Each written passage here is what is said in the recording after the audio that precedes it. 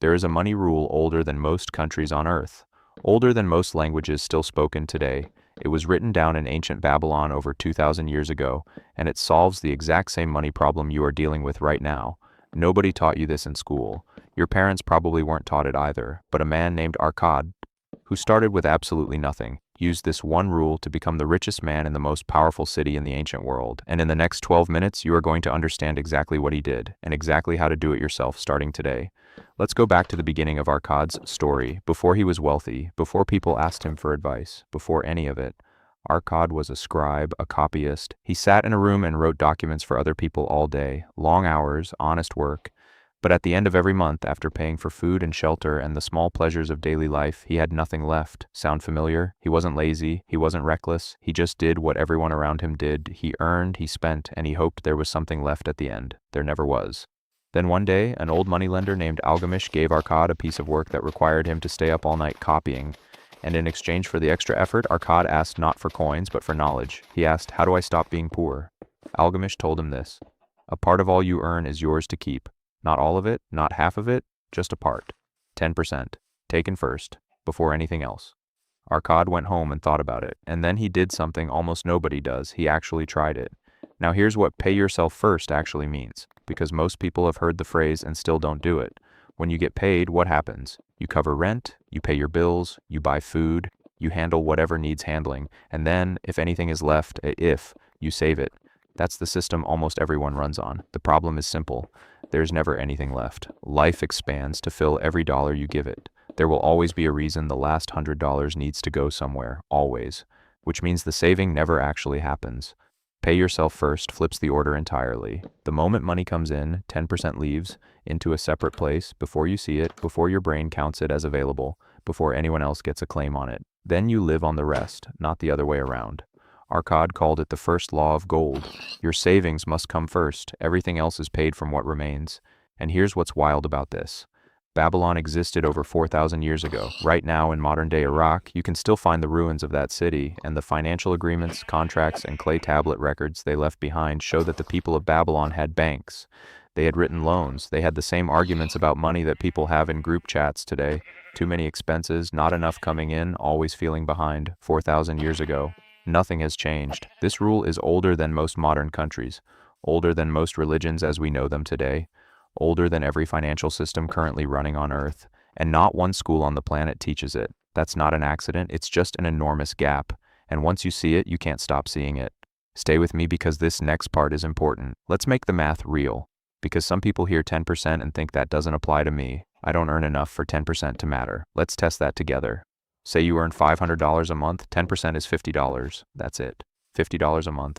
Over 5 years with no growth, no investment, nothing fancy, just $50 moved aside every month, you have $3,000. For someone who started with nothing and couldn't see how saving was possible, $3,000 is not small. $3,000 is a buffer, a cushion, a reason to sleep better. Say you earn $1,000 a month. 10% is $100. 5 years, $6,000. Without touching it, without doing anything clever with it, just not spending it, $6,000 is sitting there. Say you earn $2,000 a month. 10% is $200. 5 years, $12,000. Before any growth, before anything, just the habit. Now here's what Arkad understood that most people don't. The number is not the point. The habit is the point. Because the habit compounds the same way money does. Every month you do it, it gets easier. Every month the balance grows, the motivation grows with it. And the person who can save 10% of $500 will save 10% of $2,000 when they get there because the muscle is already built. The person who can't save 10% of $500 will also not save 10% of $5,000 because the behavior was never built, the income just changed. Arkad didn't start wealthy, he started as a scribe. He started saving 10% of a scribe's wages, tiny, humble, almost embarrassing in size, but it was the practice, and the practice became the foundation. Now, Arkad's friends had excuses. And they were good excuses, real excuses. The kind of excuses that feel completely reasonable when you say them out loud. Bansir was a chariot builder, strong, skilled, respected. He worked from before sunrise to after dark most days. And he had nothing to show for it because every coin he earned went straight back out. When Arkad told him about the 10% rule, Bansir shook his head. "My expenses are too high," he said. "There is nothing left to save." Arkad looked at him and said, "Your expenses will always rise to meet your income. They have done it every time you received more work. They will do it again. The only way to stop them from consuming everything is to remove your 10% before the expenses know it was ever there. Kobbi was a musician, talented, popular, earning decent wages from his performances. His problem wasn't income, it was that the money came fast and left faster. When I earn more, I'll save, he told Arkad. Right now there's too much going on. Arkad told him, the man who cannot save a little will never save a lot. Saving is not a function of how much you earn. It is a function of who you decide to be with money. Make that decision now, or you will keep making it later, when it is harder and more expensive. And then there was the excuse they both shared. 10% is too small to matter. Arkad's response to that one was simple. It is not the amount that matters. It is the habit. The habit is what builds wealth.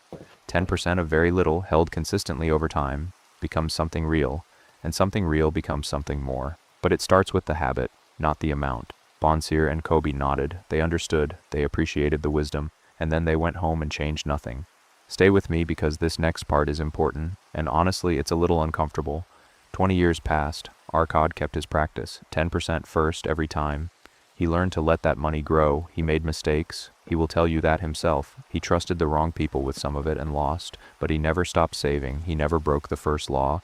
And over those 20 years, something that started as a scribe's small habit became a fortune large enough to make him the most famous wealthy man in all of Babylon.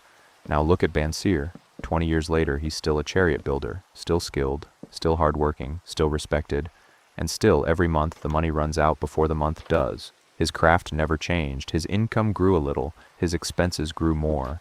He is not a bad man. He's not a foolish man. He just never applied the one rule that would have changed everything. And 20 years of not applying it is a very hard thing to look at. Kobbi still performs, he still earns, and at the end of every week the coins are gone. He has stories and friendships and a full life. He also has no cushion, no savings, no sense that tomorrow is any more secure than today. Not because he didn't earn enough over 20 years, because he never kept any of it. The difference between Arkad and his two friends is not intelligence, it is not luck, it is not even income. It is one decision, applied thousands of times over 2 decades. Here's how you actually start today. 3 steps. First, decide on your 10%. If that feels impossible right now, start with 5. Start with 3. Start with something, but decide what the number is. Second, open a separate account and move that percentage on the day you get paid. Not at the end of the month, the day the money arrives, before your brain counts it as spending money. Third, do not touch it. That account is not a backup card. It is not a rainy day fund for a restaurant you want to try. It is yours before everyone else, yours that grows. That's the whole system. Ancient and simple and almost insultingly easy to understand, the rule is simple. A part of all you earn is yours to keep. Not your landlord's, not the restaurants, not the delivery apps, yours. The richest man in Babylon started as a poor scribe with nothing. The only thing that separated him from everyone else was one decision. He decided that a part of everything he earned belonged to him first. You can make that same decision right now, today, with whatever you earn. If this video gave you something real, subscribe to Play Richly. A new money video drops every week, built around ideas that actually work, explained the way a friend would explain them. And next week, we're going back to Babylon for the second law, the one about how to make your savings grow without losing everything trying. You don't want to miss that one. See you there.